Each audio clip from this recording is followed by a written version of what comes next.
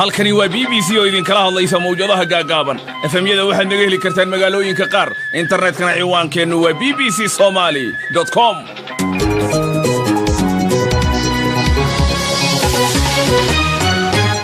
duur wanaagsan dhegaystayaal afrikada bari saacadu waa 2 duhurnimo oo gow ah qodobada barnaamijkan idinkugu hayana waxa kamid ah magaalada Quuta ee dalka Suuriya ayaa ka taagan inkastoo saacada kooban duqeynta laga joojiyay maxaabiis ka baxsatay Garowe oo Jaan iyo cirib meel ay dhigeen la yahay dad 100 ka badan oo cudurka jadeecada uu soo ritay magaalada Cadaado wiil aad u jecel aalada Instagram-ka oo maalin walba 200 oo sawir iska qaada beeraleyda magaalada Goday oo suuq la'aan ka cabanaya